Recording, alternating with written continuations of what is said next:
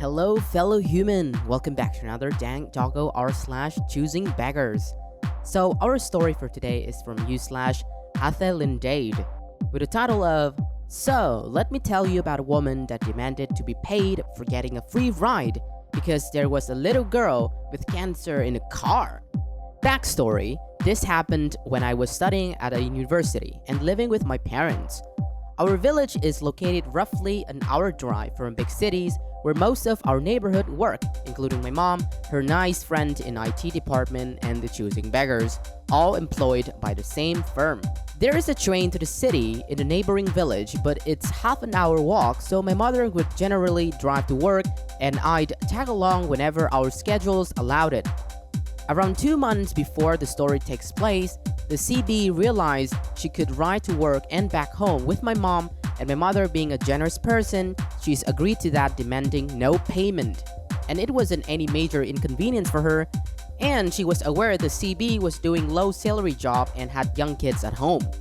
The nice IT friend, let's call her Annie, who was always taking a train home, asked my mother for a few days beforehand if she and her daughter could ride home with her on Friday, as her daughter was going to be released from just a routine checkup at the hospital in the city. She also offered to take an early leave so that they'd be ready by the car, but my mom said they'd just go home to the hospital together, as it's only 10 minutes detour. Come Friday, and surprisingly I finished my class early and messaged my mom if I can tag along. Mom says yes, but at the same time explains quickly the Annie situations and that the car will be packed, but no problem for me. 5 minutes to 5, I arrive at the parking and see the CB waiting already. This woman must never work till the end of the shift. She sees me and gets visibly annoyed, saying something along the lines of, "Oh, and now this car is going to become a public bus for annoying teenagers." I was in my 20s and rather quiet in the car. I pretend I heard nothing and just wait patiently. 10 minutes later, my mom arrives with Annie and we drive towards the hospital. The checkout must have been busy as we wait for 20 minutes, but it's fine with me and my mom as it's a special situation. However, the CB rants about waiting all the time, much to our annoyance. Annie finally shows and we quickly realize that it was by no means just a checkup. Annie's daughters looked very frail and thin, face wide, bald head covered with a scarf, barely holding up, clearly just released from a chemotherapy. I immediately get off the front seat and go out to grab daughter's luggage from Annie to place in the trunk and let her take the front, as I don't feel comfortable having her crammed up on the back. CB is a rather large woman, not like that's anything bad, but there was hardly any room on the back with her, and Annie in my mom's city car. Annie quietly thanks me, and we roll back home in relative silence as the daughter fell asleep immediately. We go to Annie's home first, just on the way, and they start leaving quickly. Annie's daughter throws up at the moment she wakes up, getting some puke on the car, and quickly starts apologizing. We say we don't mind. And there it starts. Annie takes out her wallet and gets a bill that exchanged for around $60 and insists on paying my mom for both the rides and cleaning the car, which my mom quickly declines. However, at the same moment, the CB reaches for the money. For a moment, everything is silent, and then the conversation goes like this. CB, I'll be taking it, thanks. Me, on what grounds? CB, well, we had to take this huge detour and I will be 40 minutes late at home. Me, well, you would be even later had you taken the train. It's none of your concern. CB, I don't take any trains home. I always ride this car. And I'm not just being late. This car has been ruined by Annie's daughter. Me, it's not even your car. And we don't mind. CB, I take it every day, so it's mine as well. Me, BS. It's my mom's car, and she decides what to do with it. CB, anyways, daughter puked here in my close proximity. I'm sure entitled to some damage. Annie, oh no, it's right, I'm so sorry. She grabs the $60, puts it in my mother's handbag, and proceeds to take another banknote, around $25, and hand it to CB, who quickly pockets the money. Me: heck, Annie, you shouldn't have given her a thing. She takes a ride home with my mom daily and pays us nothing. Annie: oh, I thought she's paying for the fuel. Me: as she should have.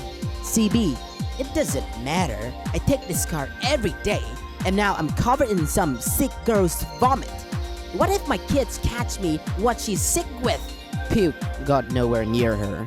The daughter shouts in a very rasped voice: I have a brain tumor. It's not contagious. That somehow managed to shut the CB up. My mom got out, took the daughter's luggage, and walked Annie's and her daughter home, slipping the banknote she was given to their mailbox on her way back. She says nothing and drives straight to CB's home. She would normally leave her at the crossroad nearby and speaks for the first time in a while. I was driving you because it wasn't inconvenient for me, but it just became a large inconvenience. This partnership is done. I don't care if you take train from now on, get your own car, or just quit your job. I will not be driving you anywhere unless you or your kids are dying.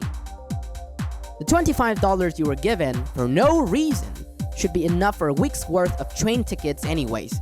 So enjoy. This car is mine and mine only. So get out now. After that, I hardly saw the CB at all. Hopefully she's never come back into the picture. And my mom drives to work with Annie now, who, even if nobody asks her to, pays for the fuel. Annie's daughter is in remission now, so she's doing much better, if you're curious.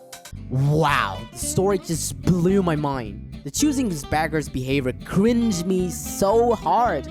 Like, oh my god, how could a person become so despicable, unthoughtful, and that shameless? Does she even know what dignity is? She started off with some annoying rants to provoke OP, who is, by the way, the daughter of the owner of the car who drives her every day. Like, what the hell?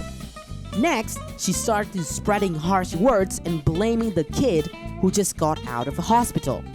And the ill kid looks clearly just received a chemotherapy with no strength left whatsoever. It didn't end there, but also she reached for the $60 banknotes as if she entitled to it. Oh man, like cringe alert. This could possibly be the worst CB of all time. Also, kudos to OP's mom. What a terrific human being. She helped both CB and Annie's during their tough times and doesn't mind at all. Because I think it would have costed her like an hour or at least half an hour daily for dropping them home like that. And now for the comments. We have the first comment by u/deadlyhousefrog.